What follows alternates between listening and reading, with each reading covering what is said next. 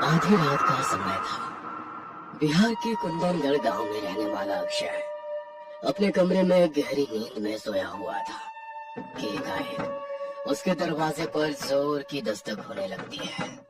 इतनी रात को कौन आ गया? रात के 11 बज रहे हैं।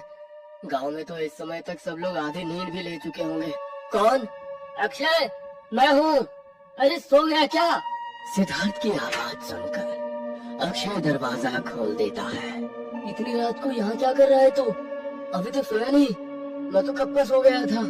यार नींद नहीं आ रही है, इतना अच्छा मौसम हो रहा है, चलना वॉक करके आते हैं। सिद्धार्थ के जिद करने पर अक्षय उसके साथ घूमने के लिए निकल पड़ता है। मैंने सुना है कि गांव में एक तालाब है जिधर कोई नहीं जाता। यार रात के उसके बारे में बात मत कर। तू तो 4 दिन बाद चला जाएगा, हमें इसी गांव में रहना है। मेरे बड़े पापा कहते थे रात में उसका नाम भी नहीं लेना चाहिए। अरे तू छोटा बच्चा है क्या कि बड़े पापा ने एक भूतिया कहानी सुनाई और तू आज तक उसे सच मानकर बैठा है? अरे मेरे भाई, इंसान चांद पर दुनिया बसाने की तैयारी में है और तू तालाब के नाम लेने से अपशगुन हो जाएगा ऐसी बातें कर रहा है। ऐसा नहीं है यार, तू नहीं समझेगा, छोड़, ये सब मजाक नहीं है। अच्छा सुन, तालाब के किनारे चलते हैं, उधर गांव का कोई बंदा आता जाता भी नहीं है, उधर बैठकर महफिल जमाएंगे दोनों भाई। सिद्धार्थ शरारत से अक्षय की ओर देखता है और अपनी पीठ पर लटके बैग की जेब खोलकर उसे अंदर 2 बोतलें दिखाता है। अक्षय जाना तो नहीं चाहता था, लेकिन जानता था सिद्धार्थ उसकी बातों पर भरोसा नहीं करेगा, बल्कि जितना वो मना करेगा उतना ही सिद्धार्थ उसका मजाक बनाएगा। देख भाई, काफी रात हो गई है, जाकर अपने घर पर सो जाना, क्यों मुसीबत मोल लेनी है। अच्छा ठीक है, तालाब के ज्यादा नजदीक नहीं जाएंगे, थोड़ा दूर पर ही बैठेंगे, पक्का ना? अच्छा चल ठीक है, जैसी तेरी मर्जी। दोनों दोस्त जाकर तालाब से थोड़ा दूर पड़े पत्थरों पर बैठकर 2 सिगरेट सुलगाते हैं और बातें करते हुए कश लेने लगते हैं। कितनी शांति है यहाँ, अमेजिंग सीन है यार। यहाँ क्यों नहीं आते तुम लोग? मैं तो अब हर शाम को इधर ही आकर बैठने वाला हूँ। हाँ। बातें करते करते दोनों ने एक एक बोतल हाथ में उठाई और कोहरे की चादर में लिपटे तालाब की खूबसूरती को निहारने लगे। तू इधर ही बैठ, मैं अभी हल्का होकर आया। उधर किधर जा रहा है यार? मैंने बोला ना, तालाब की तरफ नहीं जाना है। अक्षय अभी बोल ही रहा था कि तब तक सिद्धार्थ हंसते हुए तालाब के बिल्कुल किनारे पहुंच जाता है और झाड़ियों की ओर मुंह करके खड़ा हो जाता है। 2 मिनट भी नहीं बीते होंगे कि सिद्धार्थ को ऐसा महसूस हुआ जैसे पानी की सतह से कुछ भारी भरकम सा सरक कर पानी के अंदर गया हो। सिद्धार्थ गौर से पानी के तल को देखने लगा। अभी भी वहाँ कुछ बुलबुले उठते हुए नजर आ रहे थे। सिद्धार्थ ने मुड़कर अक्षय की ओर देखा। अक्षय अब अपनी जगह पर नहीं था। सिद्धार्थ की नजर पानी की ओर गई तो उसने देखा अक्षय घुटनों तक पानी में खड़ा होकर मुस्कुरा रहा है और उसे भी इशारे से अंदर आने को कह रहा है। अगर यार, अभी तो ऐसे भीगी बिल्ली बना बैठा था और अब उधर पहुंच गया। अक्षय को पानी में खड़े देख सिद्धार्थ दौड़ते हुए तालाब के अंदर कूद पड़ता है और अक्षय की ओर जाने लगता है। अक्षय के नजदीक पहुंचकर उसने महसूस किया कि वास्तव में वहाँ पर तो अक्षय है ही नहीं। ये देख सिद्धार्थ का सर चकराने लगा। अब कहीं पर उसे अपने पैरों से लेकर जांघों तक किसी रेंगती हुई चीज का स्पर्श महसूस हुआ जो लगातार उसके शरीर को कसती जा रही थी। सिद्धार्थ कुछ समझ नहीं पा रहा था कि उसके साथ जो हो रहा है वो सच है या उसका भ्रम। सिद्धार्थ के कान एकदम से सुन्न पड़ गए थे। उसे आसपास आती कोई भी आवाज सुनाई नहीं दे रही थी। घबराहट में उसने एक बार फिर तालाब से बाहर की ओर नजर दौड़ाई। बाहर अक्षय हाथों के इशारे से उसे बाहर आने के लिए कह रहा था। वो शायद पिछले काफी देर से सिद्धार्थ को पुकार रहा था, लेकिन उसे शायद कुछ सुनाई नहीं पड़ रहा था। सिद्धार्थ को अब समझते देर नहीं लगी कि वो वाकई किसी शक्ति के प्रभाव में आ गया। एक पल में शराब का सारा नशा छू हो गया था और अब वो किसी भी तरह बस इस तालाब से बाहर निकलना चाहता था। सिद्धार्थ बाहर निकलने की जितनी कोशिश करता, वो शक्ति उसे पानी के उतने ही अंदर धकेलती। तभी उसे पानी के तल पर एक भयानक आकृति दिखाई दी, जिसका पूरा शरीर कोई और गंदगी से सना था। उसके शरीर से भयंकर दुर्गंध उठ रही थी और वो इतना भद्दा दिखाई दे रहा था कि सिद्धार्थ की चीख निकल गई थी। तभी उस जीव ने एक भयानक आवाज निकाली और अपना गला सड़ा हाथ सिद्धार्थ की गर्दन पर रखकर उसे खींचकर पानी के अंदर ले गया। अगले कुछ ही पलों में सिद्धार्थ की चीखें पानी में घुट गई थी। इस समय रात के लगभग 12 बज चुके थे। अक्षय को समझ नहीं आ रहा था कि आखिर वो करे तो क्या करे। वो दौड़ता हुआ गांव की ओर आया और रोते हुए गांव के लोगों को तालाब पर हुए हादसे के बारे में बताने लगा। कुछ ही देर में पूरा गांव तालाब के पास जमा हो गया था, लेकिन कोई भी तालाब के अंदर जाने की हिम्मत नहीं कर पा रहा था।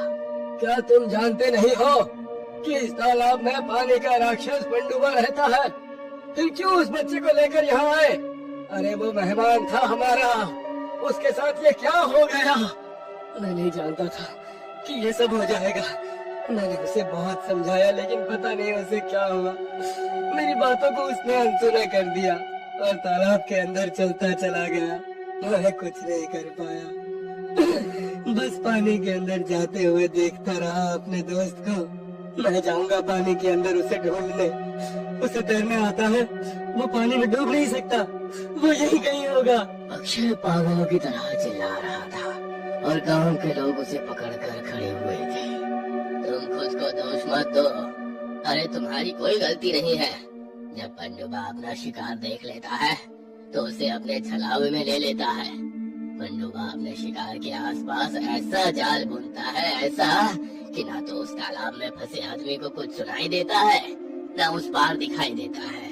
वो खुद खींच कर ले जाता है और जब तक छलावे का असर खत्म होता है, इंसान उसके चंगुल में फंस चुका होता है। इसीलिए तो उस तालाब की ओर आने की सबको मनाही है। अपना मन छोटा ना करो, उसका समय आ गया था, अब यही सोच सकते हैं। आधी रात का समय है भाइयों, इस समय तो तालाब के पानी में उतरना मतलब अपनी जान खतरे में डालने के समान है। अब कल सुबह ही हम तालाब पर आएंगे।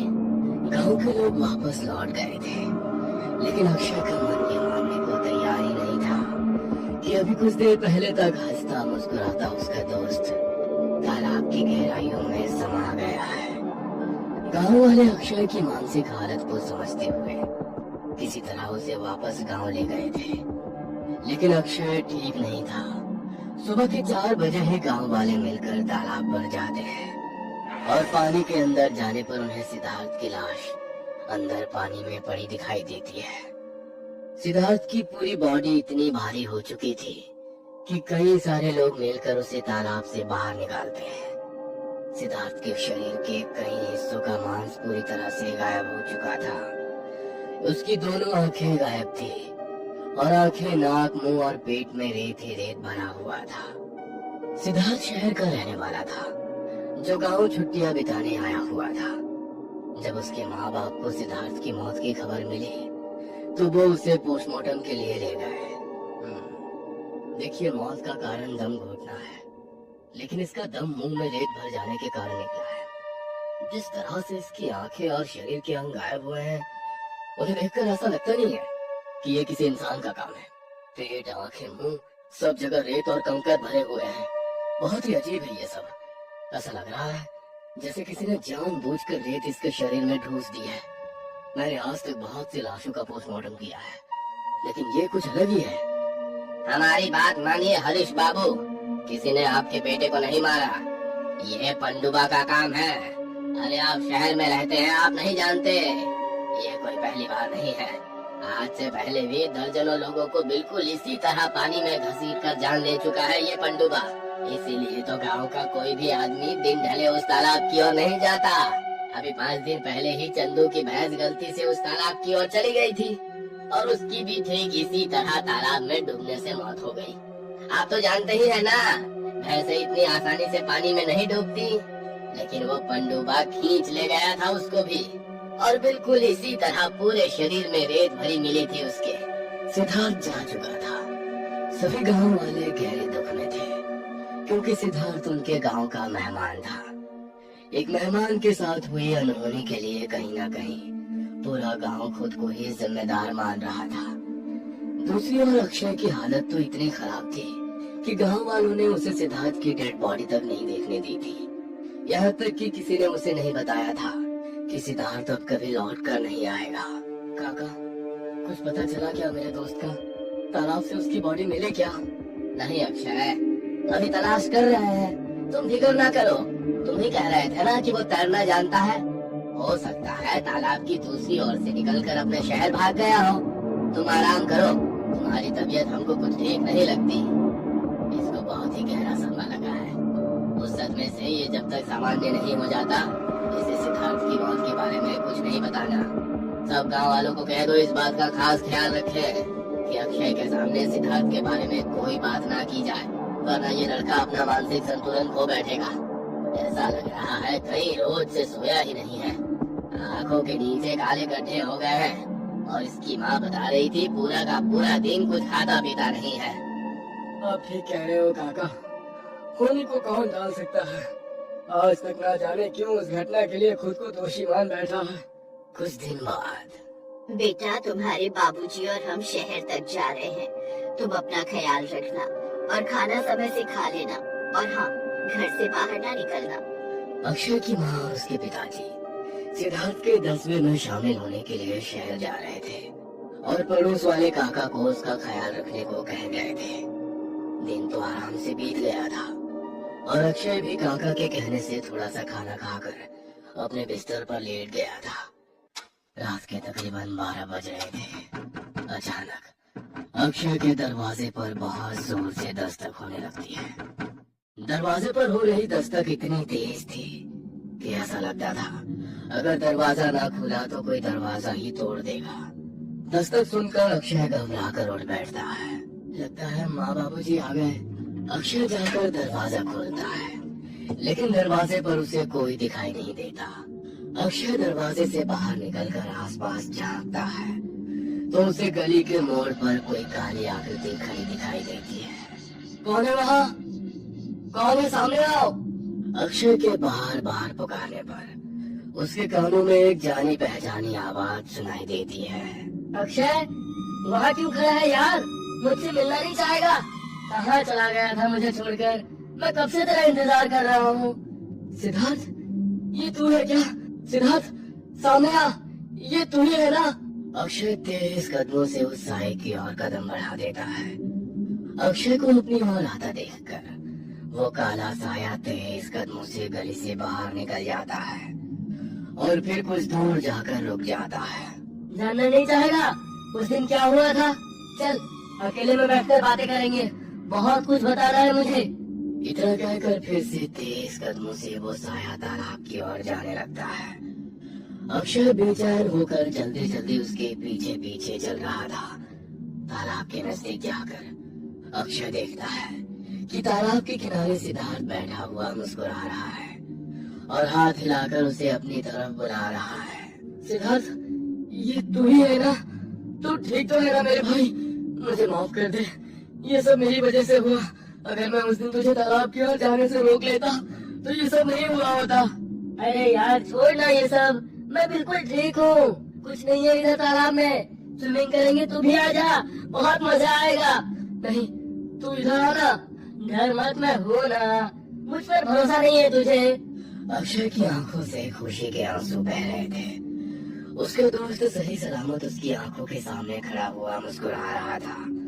अक्षय दौड़कर सिद्धार्थ की ओर जाता है और उसे गले लगा लेता है, लेकिन जैसे ही वो सिद्धार्थ को पकड़ने की कोशिश करता है उसे समझ में आता है वहाँ तो कुछ है ही नहीं। एक अदृश्य शक्ति उसे जोरदार धक्का मारती है और वो जाकर तालाब में गिर पड़ता है।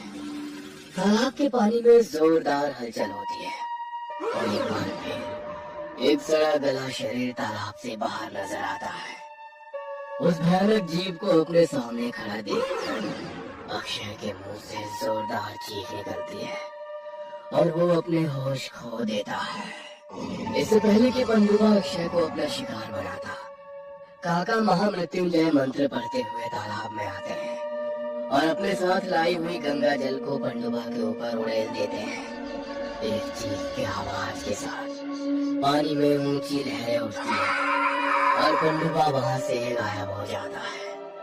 काका अक्षय को लेकर पानी से बाहर आते हैं और थोड़ा दूरी पर लाकर गंगा जल उसके चेहरे पर छिड़ककर उसे होश में लाते हैं।